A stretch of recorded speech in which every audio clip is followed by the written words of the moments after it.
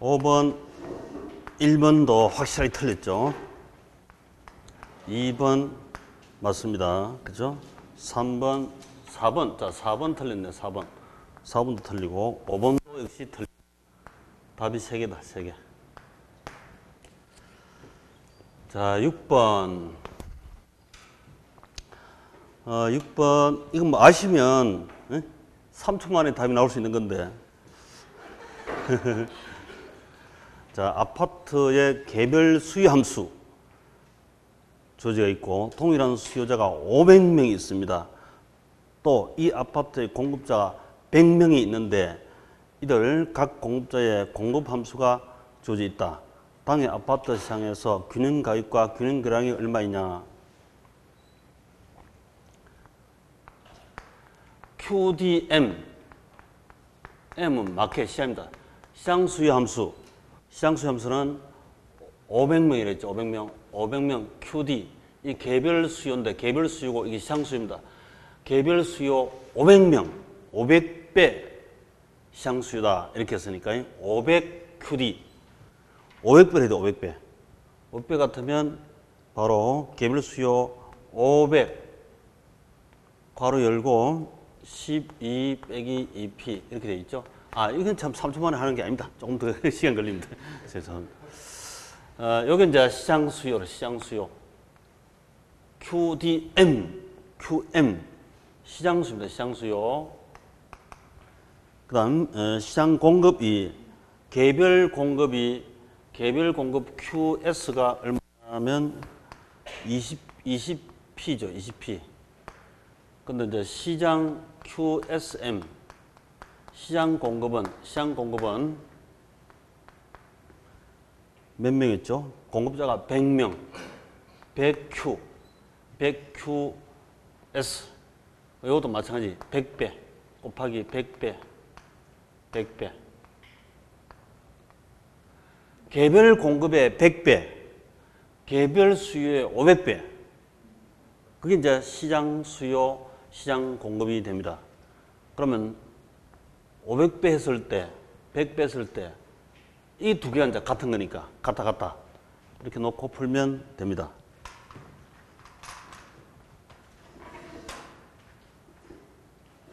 이거 둘이 같기 때문에, 이거 숫자를 간소화시킵시다. 500배, 100배 한 것은 00, 두 개 없애버리면 바로 20P는 5 곱하기 12 빼기 2P하고 같아. 이렇게 됩니다.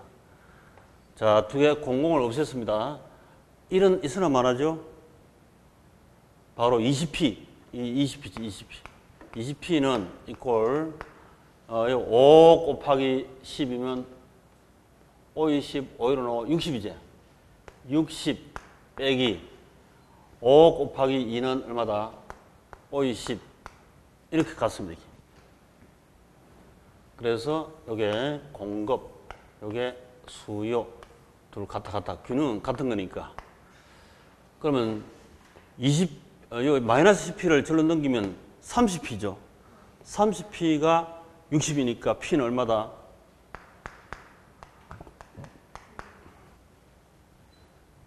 넘겨서 마이너스 P는 반대로 넘기면 플러스 P 아닙니까? 원래 20P가 있고 10P가 넘어왔으니까 30P죠. 30P가 60이다. 그럼 P는 2죠, 2. 2, 3은 6. 그래서 2. 이게 이제 시장 균형 가격. P를 아무데나 집어넣어도 균형 양이 나온다. 균형 양이. 2를 집어넣으면 2는 4, 40이네. 40.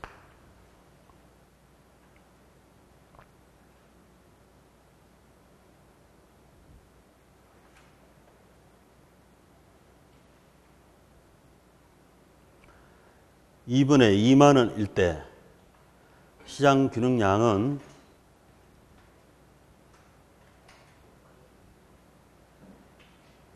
이를 집어넣으면 40인데 40이 안 나오네. 4천? 4천은 어디 넣었을까요? 응? 가격을 2원 어디 갔어? 가격.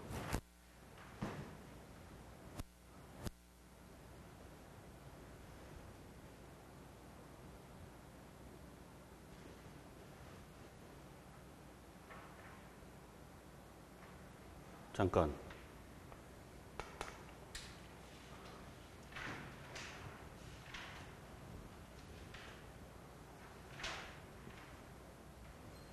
가격을 2원 집어넣으면 2는 4, 4, 5, 20. 어디 4천 나와요? 여기다가? 거기다 지금 P를 2를 집으려면 네.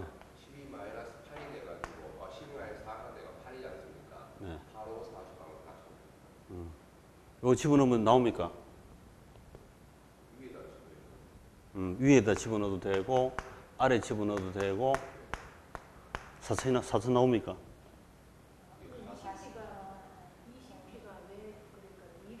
시장 수요한테 그렇지.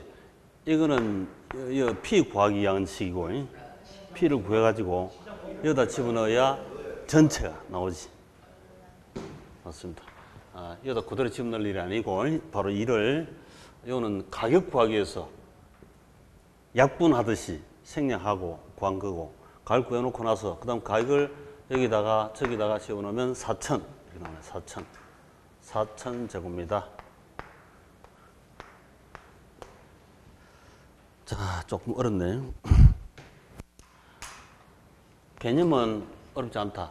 개별 수의 500배, 개별 공급의 100배 그려놓고 같아. 이게 전체 시장 수요이고 이게 전체 시장 공급입니다. 시장 수요 공급이 같은 그때 가격은 2원. 가을 여기다가 집어넣으면 Q가 QM, 시장 균형이 4천. 우리 시험에서 이건 이제 500배다 또는 2배다, 3배다, 10배다 이런 식으로 출제합니다. 그렇게 할 때는 만약에 QDM을 개별수에 이런 개별수 2배 있습니다. 하면 2Q 2배 하면 돼. 2배. 2배를 해서 풀면 되고요. 10배 같으면 10배 이렇게 해서 푸시면 됩니다. 자, 2번이 답이죠. 그죠? 2번 답.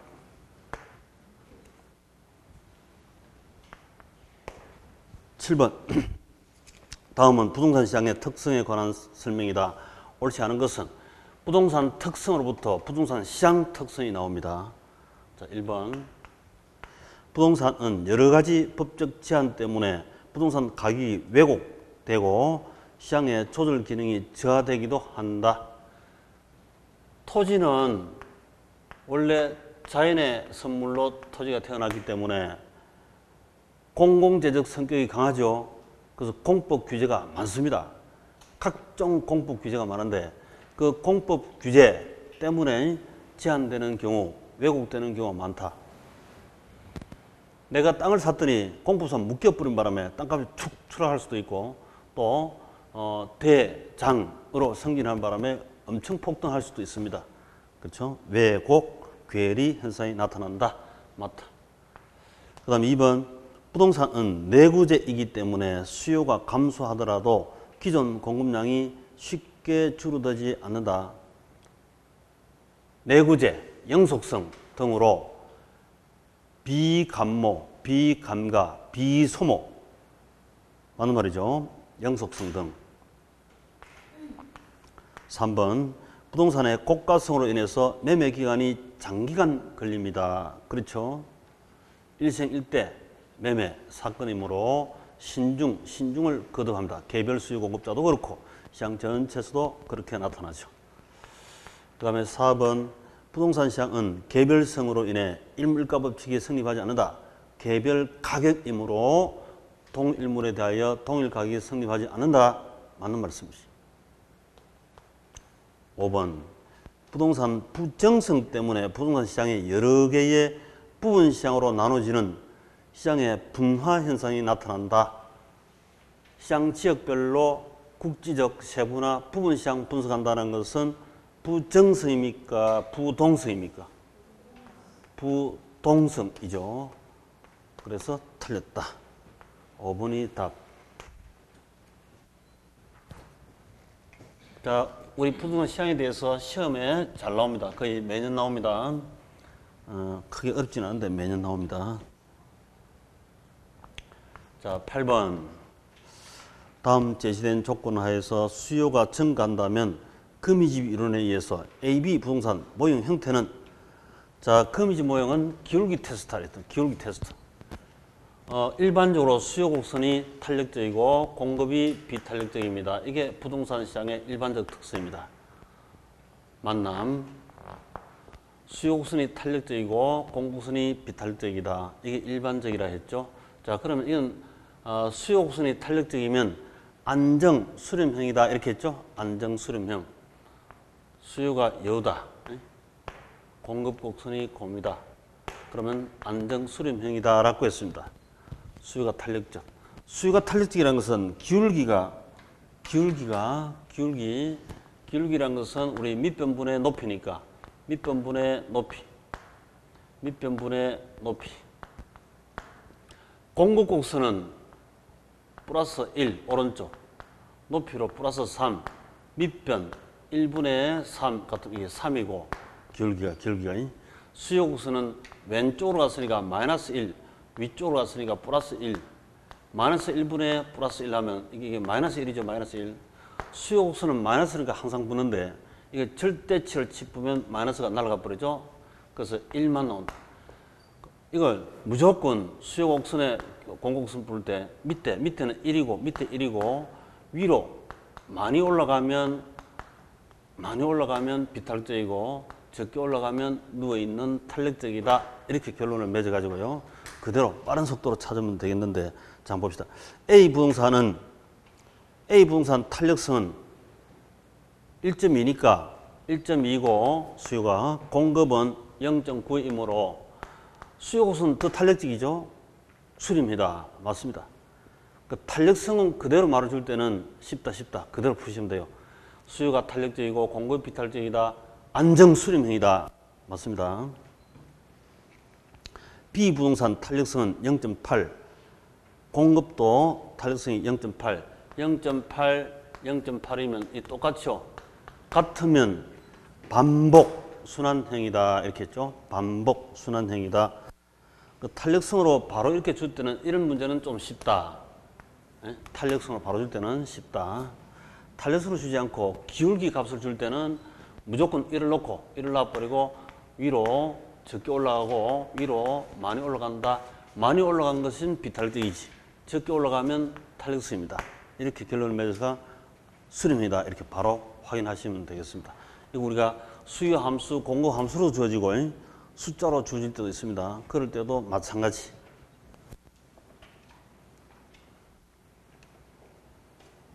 자, 우리 요약집 27페이지 한번 볼까요? 27페이지.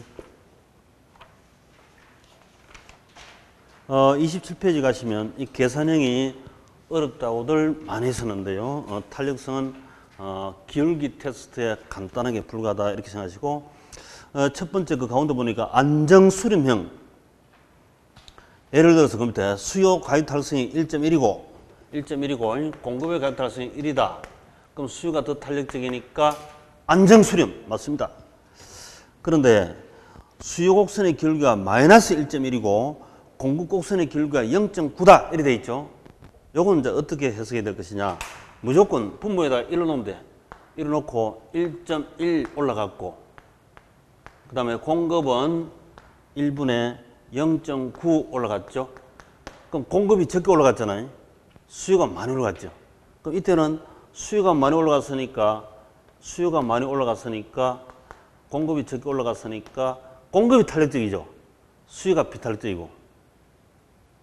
원래 1분에 올라갔으니까 당연합니다. 1분에 올라가니까 마찬가지입니다. 그래서 1분에 적게 올라갔으니 공급이 적게 올라갔으니까 완만한 탄력적이고, 수요 곡선은 많이 올라갔으니까 1.1 많이 올라갔으니까 비탄력적입니다. 그 수요가 비탄력적이고 공급이 탄력적이면 발산이다, 수렴이다. 발산 이렇게 발산. 그래서 우리 함수로 주이더라도 마찬가지로 이렇게 생각하면 돼요. 수요 곡선이 많이 올라가면 비탈적이고 적게 올라가면 탄력적이다.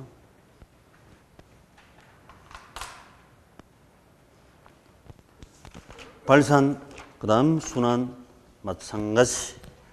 주거용 부동산이 대체재가 많으니까 당연히 탄력적이고 상업용, 공업용보다는 또 상업용, 공업용이 더 많이 탑니다. 상업용, 공업용은 가격을 보고 결정하는 거니까 주거용은 가격 이외에 행복하면 효용이 증가하면 비싸도 살 수 있고 행복이 떨어지면 효용이 감소하면 싸도 안 삽니다. 주거용은. 그런데 상업용, 공업용은 가격 보고 움직이니까 더 많이 거미집이론의 논리를 탄다. 자, 9번. 주택의 여가 과정과 주거 분리에 관한 설명 중 틀린 것은? 자, 1번. 주택시장에 불량주택이 발생하는 이유는 시장 실패하고 있기 때문이다. X. 틀렸죠. 효율적입니다. 소득 문제이지 시장 실패가 아니다 이랬죠. 달동네를 생각하시라. 달동네 저소득 때문에 월세 10만 원짜리 합리적 선택 사는 것이지 시장 실패로 선택된 결과가 아니다 이거죠. 틀렸습니다. 그 다음 2번. 주택의 여가 과정은 시간에 경과하면서 주택의 질과 주택에 거주하는 가구 소득의 변함에 따라서 발생하는 현상이다. 여가 과정, 소득이 증가하면 다시 고소득층은 신축, 저소득층은 하향여가, 중고주택 취득. 간단하게 그렇게 보시면 되죠. 3번. 주택의 여가, 하향여가로 인해 저가주택의 양은 증가하며 저가주택에 차지하는 비중도 커진다. 하향여가 하면 중고주택을 사가지고 수리해서 사용한다. 이렇게 심플하게 단순하게 보시면 되죠. 상향여가는 신규 세입사가 상향여가다 이렇게 했습니다. 맞습니다. 4번. 주거분리 현상은 도시 내에서 고소득계층과 저소득계층이 서로 분화되어 거주하는 현상. 맞죠? 주거분리. 직주분리하고 다르다. 주거분리. 맞다. 그 다음 저소득층의 5번. 주거분리에서 주택 보수를 통한 가치 상승분이 보수 비용보다도 더 크다면 상향여가가 발생할 수 있다. 이 달동네입니다. 달동네에 주택 보수, 이때 보수라는 것은 재건축, 재개발 정도, 이거는 재개발 정도이죠. 재개발. 재개발하면 가치 상승분이 수리비보다 더 크니까 재개발한다. 그러면 새집이 되니까 상향여가입니다. 이렇게 해서 맞는 말입니다. 신축.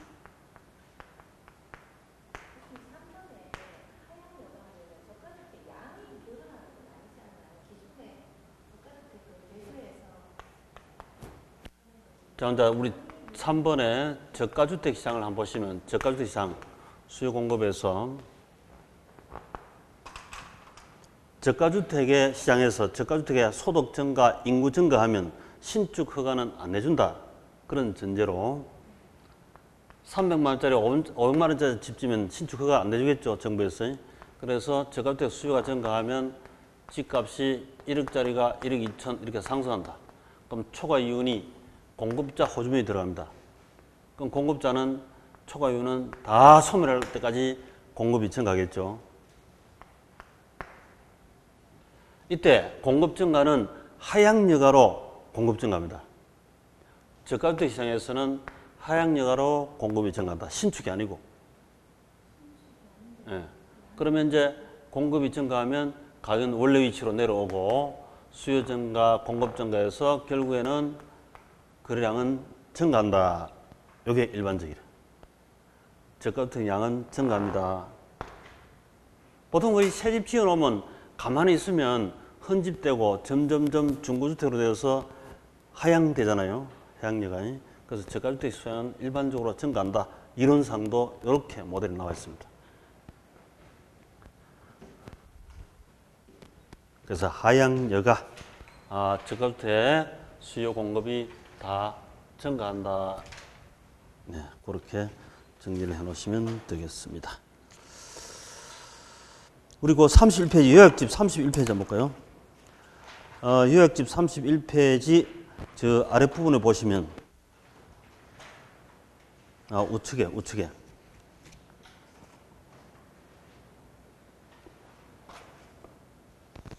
불량주택은 저소득 문제이지 시장 실패 원인이 아니다 이렇게 했고요. 왼쪽에 30페이지 왼쪽 하락 부분을 보시면 저가주택 시장이 있습니다. 저가주택 시장. 정부에서 일정 수준 이하 주택 신축을 금지한 경우 저소득층의 인구 증가, 주택 보조금 증가 등으로 수요 증가하면 임대료 상승, 초과 이윤 발생. 초과 이윤은 기존 주택 공급자 호주민이 들어갑니다.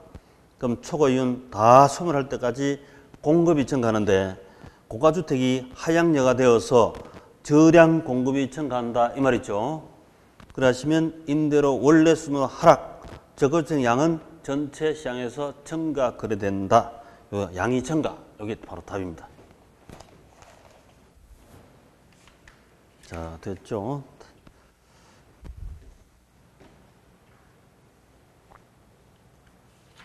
자, 넘기시간 10번 문제.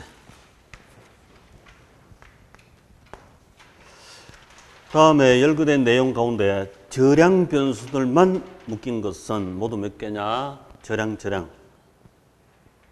자, 기억에 인구 변동. 그냥 인구수 하면 저량인데 현재 시점 서울 인구수. 내년 이맘때쯤 인구수 하면 저량이죠. 근데 1년 동안 인구 증가 감소, 증감이란 용어를 쓰거나 또는 변동이란 용어를 쓰면 앞에다가 기간이 반드시 들어가야 됩니다. 시간이 반드시 들어가야 되죠.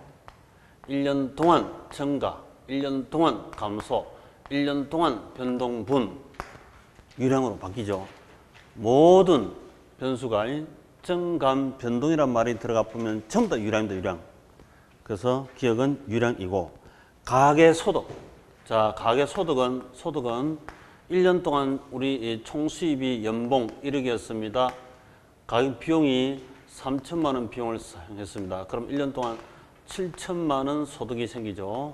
이익이다, 소득이다 이런 개념은 반드시 앞에 1년 동안 이런 말이 들어가야 말이 되죠. 1년 동안 이익, 1년 동안 소득. 그래서 이익이다, 소득이다 이런 말로 유량으로 출제가 많이 됐습니다.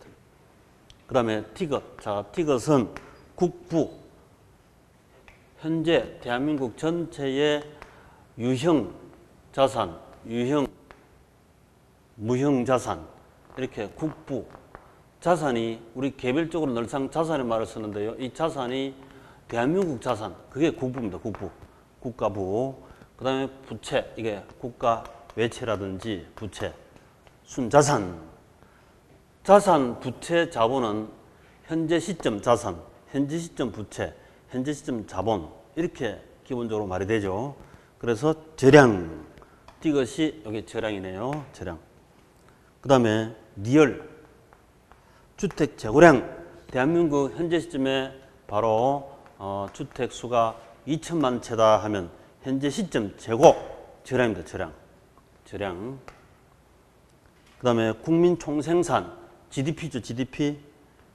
미음 GDP, GMP, GDP 이런 말이 있죠. 자, GDP는 1년 동안 총생산이기 때문에 당연히 유량입니다. 유량. 그 다음에 순자산 가치다. 자산, 부채, 자본을 순자산인데 자본을 순자산. 현재 시점 순자산. 저량이죠. 저량. 그래서 하나, 둘, 셋. 그 다음에 지대는 토지 임대료니까 1년 동안 토지 임대료 유량이죠. X. 아파트 생산량 신축 기간이 걸립니다. 생산량 1년 동안 생산량 3년 동안 생산량, 유량이죠, 유량. 그래서 저량 세 가지입니다. 자, 그 한대로 유량, 저량이 혹시라도 이해가 잘 안 되시면 1년 동안이다 하는 말이 돼서 말이 되면 그게 다 유량 용어고 현재 시점이다 하는 말을 집어넣어서 말이 되면 그게 다 저량입니다. 저량. 그렇게 판단하셔도 되고 유량, 저량 원래 시험 출제될 차례다 이렇게 보시면 되죠. 자, 요약집 13페이지. 요약집 13쪽에 가시면 유량, 저량 나옵니다. 유량은 임대차 기간이 대체로 유량이죠. 그 다음에 저량은 매매, 가격, 매수 시점, 매도 시점 하면 그 다 저량입니다. 그래서 부동산은 우리 매매 가격도 있고 또 오래 쓰는 물건이니까 임대료가 있죠. 임대료. 매매 가격과 또 사용 수익 대가인 임대료 두 가지가 있습니다. 사과는 매매 가격밖에 없고 임대차를 하지 않습니다. 그런데 가수원은 매매 가격도 있고 임대하기도 하죠. 임대료도 있습니다. 부동산은 임대료가 있다. 그래서 매매 가격은 이게 저량 용어, 저량. 언제 얼마 매매됐느냐 이렇게 묻죠. 근데 임대료는 당연 기간, 유량이죠, 유량. 1년 동안 임대료, 5년 동안 임대료, 10년 동안 임대료 이렇게 유량입니다, 유량. 부동산은 유량과 저량이 다 있다.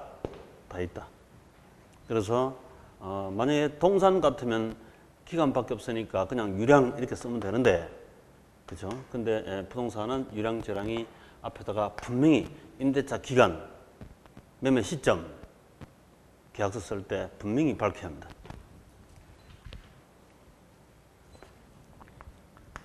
자, 11번. 부동산의 입지 이론과 관련된 다음 설명 중 옳지 않은 것. 자, 틀린 것.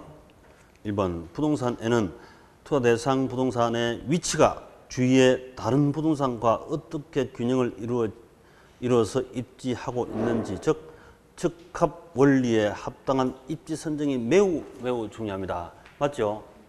적합성. 외모가를 엄청 많이 타기 때문에요. 친구들과 잘 어울려야 합니다. 이게 엄청 중요하죠. 적합성. 그 다음 2번. 튀넨의 입지 연구에는 운송비보다 상품 판매 활동의 중요성을 더욱 강조했습니까? 튀넨은 수송비죠. 틀리지 벌써. 양질의 판매자의 밀접한 곳이 최적 산업 입지점이 된다고 보았다가 아니고 튀넨은 수송비를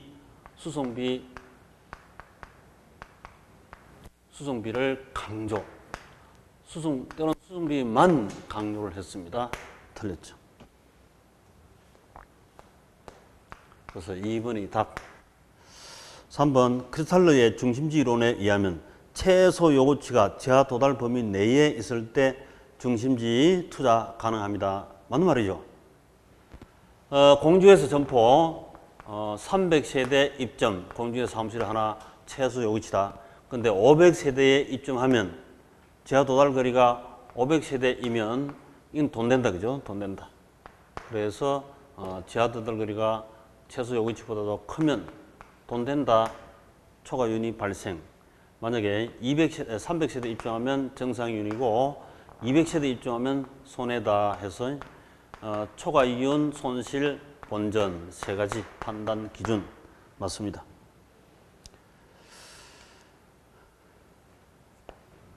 자, 4번.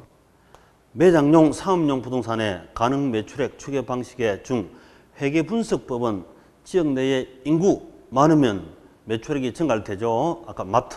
소득 수준이 높으면 매출액이 증가할 수 있고 경쟁업체 수가 적어야 매출액이 증가할 수 있겠죠. 이런 독립 변수로 하고 그 다음에 매출액, 매상고를 종속 변수로 하여 회기 다 모아서 가능 매출액을 추계하는 방법 맞습니다.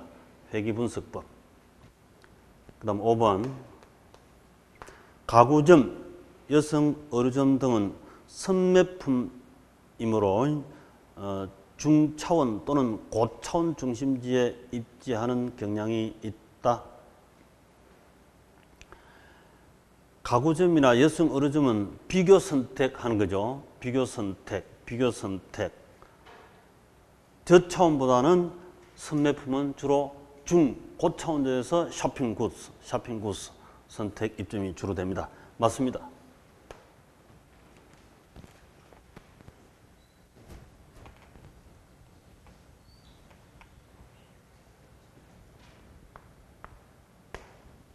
자, 12번 A지역 소재는 B상가 임대료를 비율임대차 지불하는 조건으로서 다음 같은 경우 계약이 체결되었다면 총 임대료가 얼마냐? 기본 임대료는 월 150만 원. 무조건 150만 원 최소한 내야 되고요. 그 다음 월 총소득이 1억 초과할 경우는 초과분의 4%. 1억 초과시는 이 초과분에 대해서 일정 비율 4% 임대료를 내라. 추가 임대료 지불 계약 체결했습니다. 그런데 당해 매출액이 3억이 생깁니다. 3억. 자, 3억이 생기면 1억 초과한 것이 2억이죠. 2억 곱하기 4%는 248. 800만 원이죠. 자, 800만 원 하고 기본 임대료 150만 원 합치면 950만 원입니다. 자, 비율 임대차. 과거의 계산형으로 이렇게 한번 나왔습니다. 그래서 뭐 논리는 엄청 단순한 거죠.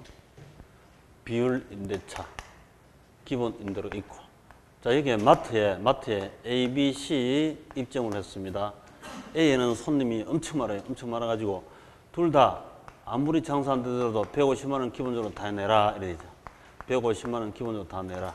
그런데 1억 초과한 A 입점에서는 3억 많이 벌었대요. 이게 4% 추가 내고 B는 1억이 딱 매출이 나왔대요. 그러면 이거 4% 비율 임대료가 빵이죠. 빵. 추가 임대료가 없겠지.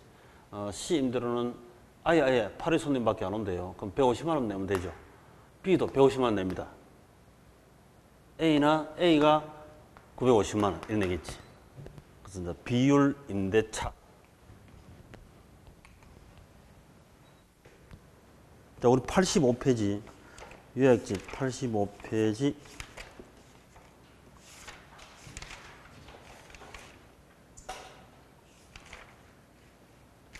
우측 상단에 보시니까 임대차 활동에서 주거용, 상업용, 공업용 있습니다. 자, 임차자 선정 기준에서 주거용은 유대성, 연대성을 중시한다. 상업용은 가능 매출액, 공업용은 적합성이다. 자, 상가 보니까 비율 임대차 있죠. 비율 임대차. 우리 총 임대차는 순 임대료 더하기 필요 재경비로 구성되어 있습니다. 우리 감정평가론도 임대차 할 때 이거 세수로만 구하면 되잖아요. 마찬가지 논리죠. 월세가 총 100만 원인데 순 임대료가 70만 원이고 30년 뒤로 빠지는 돈이다. 주거용 부동산은 이 필요 경비가 안정적, 일정하기 때문에 총 월세를 받으면 돼요. 그러니까 집주인이 필요 경비를 뒤로 내면 되는데 공장용 부동산은 필요 경비가 들쭉날쭉하기 때문에 공장 사장이 많으면 많은 대로 적은 대로 부담하고 나에게는 순 임대료만 달라 건물주는 이렇게 주로 계약을 맺습니다. 그 중에서 이제 3차 순 임대차 가면인데 3차, 1차, 2차, 3차. 3차는 이 속에 필요경비 중에서 재산세 비용, 아까 세용호가 있죠. 재산세라든지 또 유지관리비, 수선비라든지 이런 것도 건물주가 부담할게. 그것도 포함해서 80만 원, 90만 원 정도 다오. 이게 이제 3차 순 임대차인데요. 뭐 그거 따로 기억할 필요는 없습니다. 그래서 필요경비 중에서 추가 일부 포함해서 받아낸다 이런 뜻이 3차 순 임대차를 한다. 그 다음 이제 비율 임대차는 기본 임대료에다가 일정 매출액 초과 부분에 대해서는 일정 비율 임대차, 상가. A는 장사 잘 됩니다. 그러면 간접비, 카운터 간접비도 많이 들어가고 화장실도 많이 쓰고 청소도 많이 들죠. C는 손님이 거의 없으니까 그런 간접비가 안 듭니다. 그래서 적게 받는 비율 임대차 이렇게 하는 방식이 맞고, 그다음에 주거용은 유대 유연성 총 임대차를 받는다. 원룸에 앞방에 트럼프한테 임대하면 뒷방에 누구한테 임대하는 게 좋다? 김정은이한테. 요즘 유대관계 좋잖아요. 서로 각하고 서로 존중하고 유대관계. 그래서 이제 임대차 유대성, 연대성이 중시되는 그런 경우. 주거용, 상업용, 공업용. 자, 13번. 다음 수요 공급에 대한 설명 중 틀린 것 1번. 수요가 가격에 대해서 완전 탄력적일 때는 공급이 증가하면 가격은 변하지 않으나 거래량만 늘어난다. 자, 수요가 완전 수평선, 공급 우상량, 원래 균형이었었다. 공급이 증가했습니다. 새로운 균형. 완전 탄력이면 완전 양만 바뀌는 거죠. 가격은 불변. 맞습니다.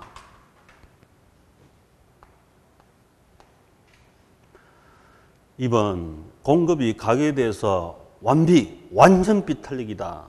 수요가 감소하면 가격은 하락하지만 거래량은 변하지 않는다. 자, 완전 비탄력 수직.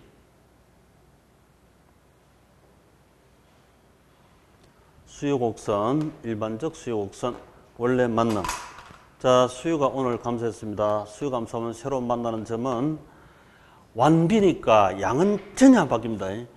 완전 비탄력이다 이 말은 발이 완전 말뚝으로 족쇄가 잡혔죠. 발은 못 움직이고 가격만 하락할 뿐이다. 맞다. 3번 우하향하는 수요곡선과 우상향하는 공급선이 모두 우측으로 이동할 때, 자, 우하향 수요, 우상향 공급 여기서 만났습니다. 그런데 수요도 증가하고 공급도 증가해서 우측으로 이동해서 만났습니다. 오른쪽 우측 동네에서 만납니다. 이때 양은 증가하는데 가격은 어쩔지 몰라. 왜냐하면 자, 어제 맞다. 오늘 오른쪽 동네에서 만나자 했지. 오른쪽 동네 우측으로 직진해서 만나자 한 게 아니고 또 좌전해서 만나자, 우회전해서 만나자, 우회전해서 만날지, 좌전해서 만날지, 직진만 해서 만날지 그건 아직 약속 안 했죠.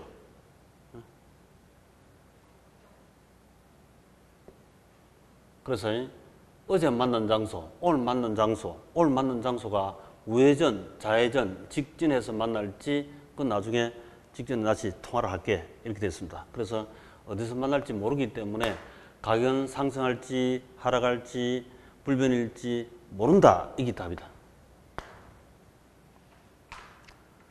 근데 가격이 상승하고 이게 틀려버리죠. 거래량은 늘어나지만 가격은 상승. 그게 틀렸습니다. 여기 틀렸다. 정답.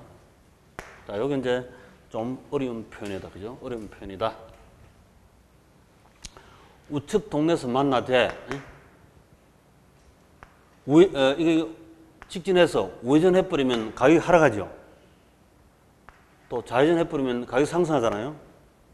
직진해서 바로 그 길다방에서 만나면 가격은 불변입니다. 근데 어느 다방에서 만날지 그걸 약속을 아직 안 했다고. 좌우전에 우측 동네에서 만나자 이렇게만 되어 있습니다. 그래서 가격은 상승할지 하락할지 불변일지 그건 나중에 전화 다시 한번 하자 이렇게 되어 있습니다. 그래서 아직 몰라요. 3번이 틀렸다. 정답. 그 다음에 4번 공급 증가 시 수요가 비탄력적일수록 가격은 더 내리고 거래량은 덜 증가한다. 수요가 비탄력, 탄력,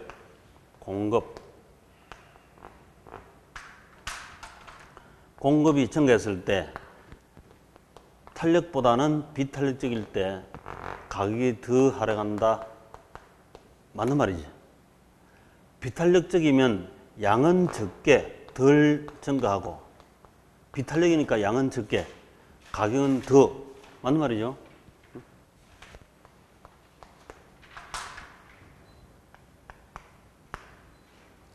5번 수요 증가 시 공급이 탄력적일수록 양은 더, 가격은 덜. 그래 맞죠? 가격은 덜 오르고 거래량은 더 늘어난다. 맞네. 양이 많이 움직이는 것은 바로바로 움직이는 것은 수평에 바로바로 움직일 수 있는 것은 탄력적이죠. 탄력적. 탄력적일수록 양은 많이 가격은 분모니까 탄력성에서 적게. 여기 탄력적이지. 비탄력적이면 양은 적게 가격은 많이. 이게 비탄력적입니다. 이건 수학적 표현이고 이건 그림학적 표현이고 그걸 모아서 말로 표시하면 된다. 22페이지. 자, 좀 어렵습니다. 요약집 22페이지. 자, 22페이지 보시면 수요 공급의 이제 이동, 균형의 이동이었습니다. 균형의 이동이었습니다. 하나만 움직일 때는 단순합니다. 근데 둘 다 동시에 움직일 때 이때 어렵죠. 우측에 보면 우측 하단부에 탄력성 크기에 따른 가격과 수요량의 변화폭 그걸 가지고 이제 결론적으로 해두셔야 한다. 상 우측 동네, 하 아래 동네, 우 오른쪽 동네, 좌 왼쪽 동네. 내일 어디서 만날지 결정하라. 만약 윗동네에서 만나면 수요도 증가, 공급은 감소겠네. 수요 증가고 공급이 감소입니다. 이렇게 되면 가격은 상승하는 게 틀림없는데 이거 바로 직진에서 만나면 불변이고 우회전에서 만나면 거래량은 증가하고 좌회전에서 만나면 감소겠죠. 그냥 막연히 윗동네에서 보자. 윗동네 어디 하면 내일 아침에 다시 약속 장소는 정확히 얘기해 줄게. 이렇게 하면 어딜지 몰라요. 그죠? 모른다. 그래서 한 가지, 두 가지, 세 가지, 네 가지 직진해서 만나자고 약속하면 이게 바로 불변이고 불변. 거래량은 우회전해서 만나자. 이때 되면 수요 증가가 공급 감소보다 더 큰 경우고 좌회전해서 만나자 이 말은 수요 증가가 공급 감소보다도 적죠. 공급 감소량이 훨씬 많을 때. 또 바로 직진해서 만나자 하면 수요 증분과 공급 감소분이 같을 때이고 막연히 수요 증가 공급 감소 윗동네에서 만나자 하면 모른다. 이게 답이다. 그죠? 모른다. 네 가지 경우의 수가 나옵니다. 마찬가지 논리로 우측 동네에서 만나자 할 때 수요 증가 공급 증가해서 자 서로 우측으로 이동해서 만나자. 근데 바로 직진해서 만나면 가격은 불변이고 직진해서 다시 좌회전해서 만나면 가격 상승이고 우회전해서 만나면 가격 하락이고 막연히 오른쪽 동네에서 보자. 장소는 내일 아침에 다시 통화할게 하면 몰라. 가격이 상승할지 하락할지 불변일지 모른다 하는 게 답이다 이랬습니다.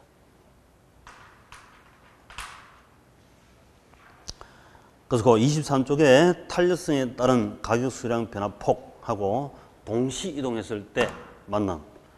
그거 이제 마무리 하시면 된다.